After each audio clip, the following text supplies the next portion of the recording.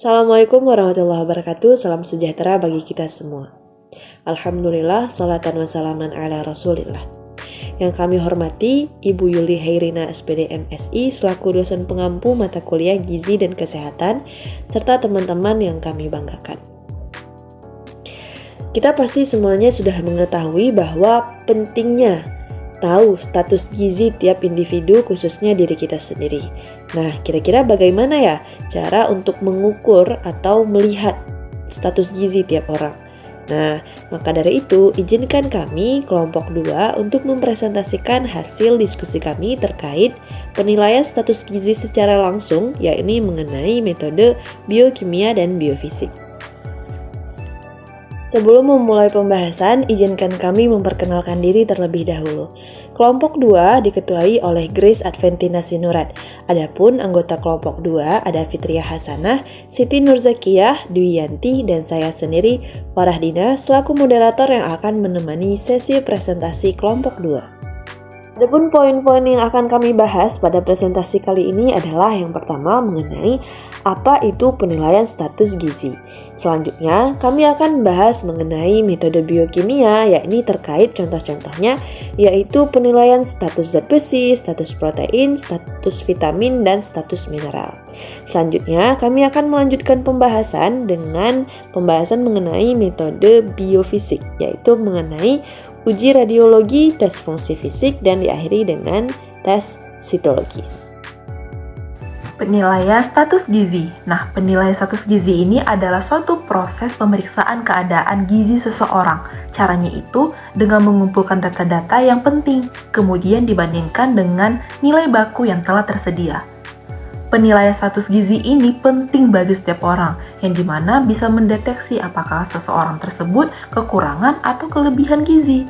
Nah, untuk secara garis besarnya, penilaian status gizi ini dibagi menjadi dua. Yang pertama, penilaian status gizi secara langsung, dan yang kedua, penilaian status gizi secara tidak langsung.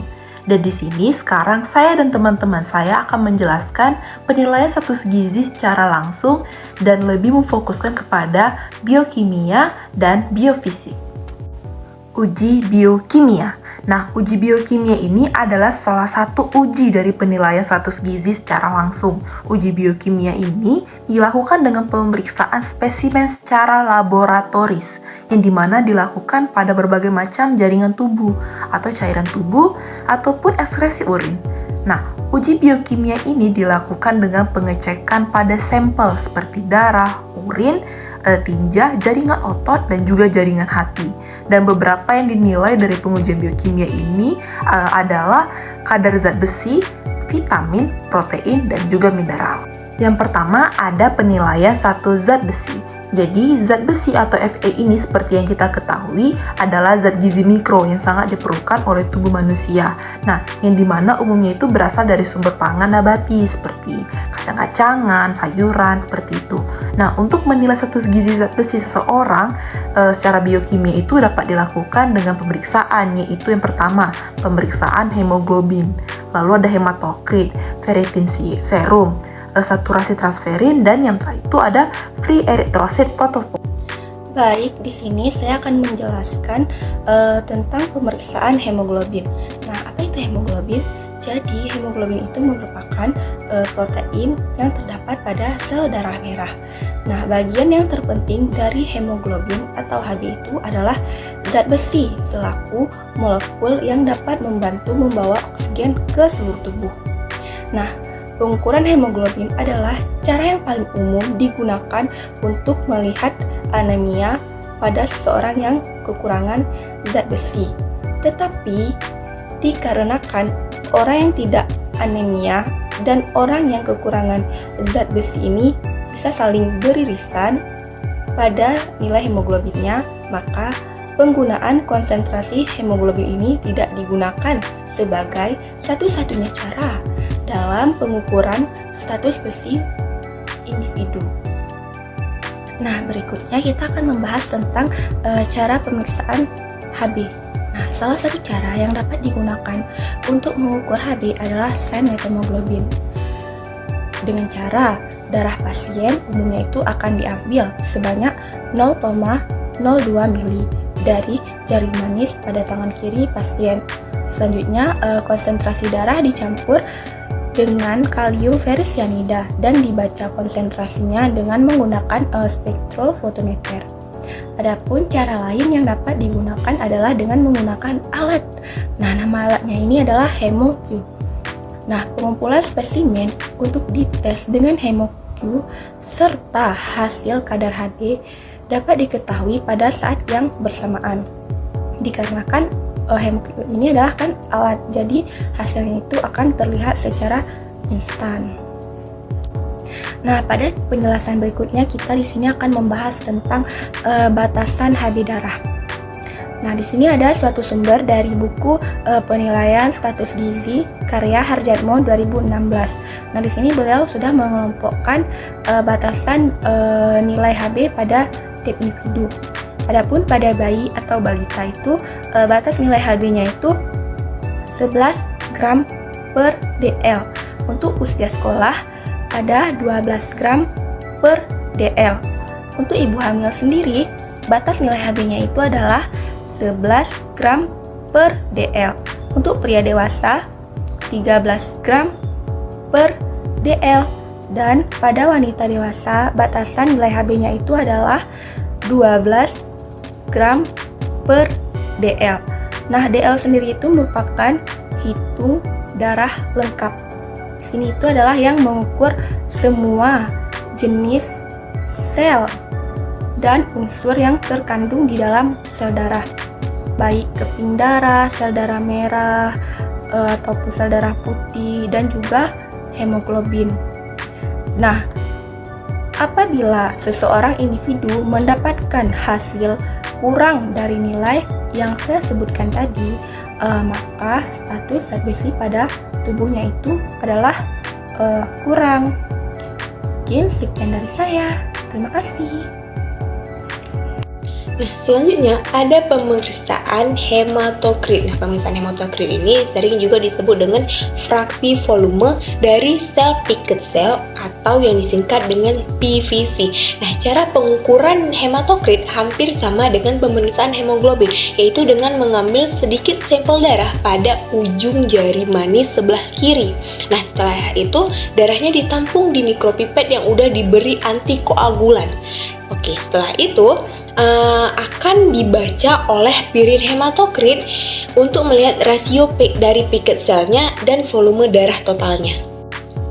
Selanjutnya ada ferritin serum atau yang disingkat dengan SF. Ferritin sendiri adalah protein uniseluler yang mengikat dan mengeluarkan besi secara terkontrol. Nah, ferritin diukur untuk melihat status besi yang ada di organ hati. Apabila kadar dari ferritin ini kurang dari 12 mg per desiliter, maka orang tersebut menderita anemia gizi besi. Kalau tadi kita berbicara tentang ferritin serum, sekarang kita akan berbicara tentang saturasi transferin, di mana saturasi transferin ini adalah kadar besi yang ada pada plasma. Nah, jika kadar saturasi transferin kurang dari 16%, maka seseorang tersebut dapat didiagnosa sebagai defisiensi besi. Yang terakhir ada free erythrocyte protoporhin. Nah, sirkulasi FeP akan meningkat apabila zat besi yang dibutuhkan untuk membentuk sel-sel darah merah pada tulang belakang ini kurang, walaupun belum nampak adanya gejala dari anemia. Yang kedua ada penilaian status protein. Nah, kita tahu sendiri bahwasannya apabila seseorang kekurangan protein, maka cenderung daya imunitas tubuhnya itu akan berkurang. Jadi untuk mengukur cadangan protein di dalam tubuh seperti albumin, seperti globulin yang berkaitan dengan status imun, lanjut ke fibrinogen untuk pembekuan darah, ada dilakukan dengan dua cara, yaitu ada somatic protein dan yang kedua ada visceral protein. Nah, yang ketiga itu ada penilaian status dari vitamin. Nah, mengapa vitamin dapat dijadikan sebagai indikator sebagai status gizi? Jadi, vitamin dijadikan sebagai indikator karena apabila seseorang kelebihan atau kekurangan kadar vitaminnya, maka akan nampak sekali terlihat pada tubuhnya. Nah, yang keempat ada penilaian status mineral, di mana apabila seseorang kelebihan ataupun kekurangan dari si mineral ini, maka akan sangat tampak pada tubuhnya. Contohnya, misalnya iodium. Nah, jadi kalau iodium ini dinilai dengan pemeriksaan kadar iodium di dalam urin dan kadar hormon TSH. Menjelaskan tentang uji biofisika, di mana uji biofisika ini adalah pemeriksaan yang melihat dari kemampuan fungsi jaringan dan struktur kita, di mana pemeriksaan jaringan ini adalah meliputi kemampuan kerja dan energi eksperidium serta adaptasi sikap kita. Adapun penguji struktur pada dilihat dari klinis ataupun non klinis. Misalnya di klinis itu ada radiologi, yang di klinis itu adalah terlihat perubahan warna kuku ataupun rambut. Adapun penilaian secara biofisika ini dapat dilakukan dengan 3 cara, yaitu uji sitologi, uji radiologi, dan uji fungsi fisik. Oke, sebelumnya udah dijelasin kalau tes fungsi fisik itu terbagi menjadi 3 hal contohnya. Nah, yang pertama itu ada uji radiologi. Uji radiologi ini adalah uji yang menggunakan gelombang-gelombang untuk ngeliat bagian dalam tubuh manusia gitu. Uji ini sendiri jarang digunakan ya di lapangan karena membutuhkan alat yang khusus, tenaga ahli, serta biayanya juga mahal gitu. Nah, uji radiologi ini kan untuk melihat bagian-bagian dalam nih, memancarkan gelombang untuk melihat kondisi di dalam tubuh. Misalnya untuk melihat penyakit rickettsia atau rakitis gitu. Dilihat nih gejala-gejalanya. Terus apa hubungannya dengan gizi? Misalnya dengan adanya dengan tenaga ahli melihat adanya pelunakan dan ini kayaknya gejala rakitis nih. Nah, itu tandanya seseorang yang mengalami rakitis itu lagi kekurangan vitamin D gitu. Atau misalnya contoh lainnya ada osteomalacia, yaitu pelunakan tulang yang menyebabkan tulang ini mudah rapuh. Nah, kalau ada seseorang yang udah diuji dan terbukti nih osteomalacia, oh berarti dia kekurangan kalsium. Misalnya dia fluorosis nih gitu misalnya kan, dilihat ada gejala-gejala fluorosis, oh ternyata dia selama ini terlalu banyak menggunakan odol yang mengandung fluoride sehingga asupan kalsiumnya tuh sulit masuk ke tubuh dia. Oh berarti status gizinya kurang baik karena kalsiumnya nggak masuk ke tubuh dia, terhambat gitu. Selanjutnya ada penyakit beriberi gitu. Pas sudah dicek pakai gelombang-gelombang sedemikian rupa, ternyata dia mengidap penyakit beriberi, itu berarti dia kekurangan vitamin B1 dan seterusnya. Nah, tadi kan kita sudah mengetahui mengenai uji radiologi. Selanjutnya, kita akan bahas mengenai tes fungsi fisik. Nah, sesuai namanya nih, yang akan dites di sini adalah fungsi dari bagian-bagian fisik kita, misalnya mata, otot, dan sebagainya. Tes fungsi fisik ini berbeda dari uji radiologi yang menggunakan gelombang serta alat-alat yang sangat khusus. Kalau di tes ini alat-alatnya jauh lebih sederhana, bahkan kadang nggak pakai alat. Misalnya kita nanti akan dites mengenai kemampuan mata untuk melihat di saat suasana gelap, ketajaman penglihatan, serta koordinasi otot. Nah, itu nanti akan dikaitkan, sepertinya matanya kurang tajam, apa dia kekurangan vitamin A ya, dan sebagainya. Itu nanti bisa dipastikan lebih lanjut lagi. Baik, sekarang tibalah kita pada pembahasan terakhir, yakni mengenai tes sitologi. Sitologi sendiri berasal dari kata sitos yang artinya sel dan logos artinya ilmu. Jadi sitologi dapat diartikan sebagai ilmu yang mempelajari tentang sel. Di sitologi ini sesuai namanya, yang akan diteliti adalah sel pasien, khususnya sel mukosa pipi atau sel mukosa oral dari pasien. Yang akan dilihat adalah noda pada sel epitel tersebut. Nanti hasilnya akan menunjukkan KEP pasien. KEP itu kondisi kekurangan energi protein dari pasien. Kira-kira KEP-nya berat nggak ya gitu? Kekurangan energi protein itu maksudnya kondisi seseorang nggak cukup energi dan protein pada angka kecukupan gizinya. Jadi misalnya kayak harusnya dia mengonsumsi protein segini banyak tapi dia kurang mengonsumsi protein. Harusnya energi yang dia dapat segini banyak tapi dia kurang mendapat energi.